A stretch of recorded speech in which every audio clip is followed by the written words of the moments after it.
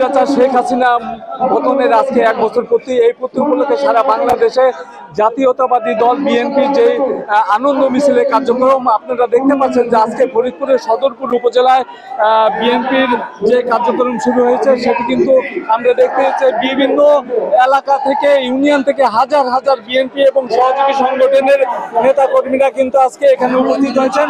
সদরপুর উপজেলা চত্বরে আজকে এই আনন্দ মিছিল শুরু হওয়ার পূর্ব মুহূর্তে আমরা দেখতে পেয়েছি যে বিভিন্ন স্থান থেকে হাজার হাজার নেতা কর্মীরা উপস্থিত হয়েছেন। এখানে আজকে প্রধান অতিথি হিসেবে উপস্থিত থাকবেন বাংলাদেশ জাতীয়তাবাদী কৃষক দলের কেন্দ্রীয় কমিটির সাধারণ সম্পাদক, ফরিদপুর 4 আসনের বিএনপির ধানের শীষের মনোনয়ন প্রত্যাশী শহীদুল ইসলাম বাবুল।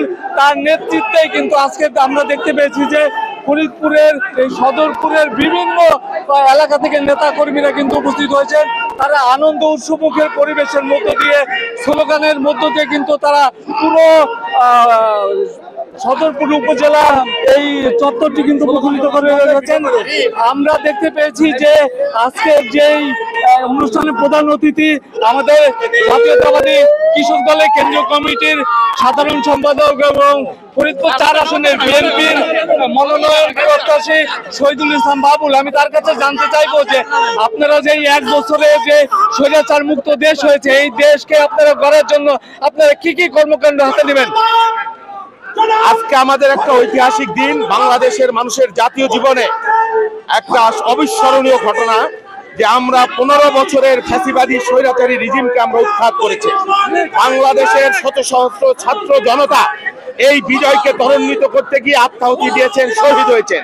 কিন্তু শহীদদের যে স্বপ্ন, যে আকাঙ্ক্ষা, গণতান্ত্রিক বাংলাদেশ, বৈষম্য মুক্ত বাংলাদেশ এবং একটি মানবিক রাষ্ট্র, সেই স্বপ্ন এখনো বাস্তবায়ন হয় নাই।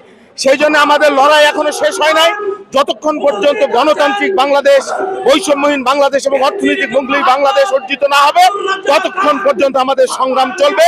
সেই জন্য আজকে এই বিজয়ের 1 বছরে এই সদরপুরে হাজার হাজার নেতাকর্মী ঢল নেমেছে। সেই একই দাবিতে আমরা লড়বো যতক্ষণ পর্যন্ত আমাদের অধিকার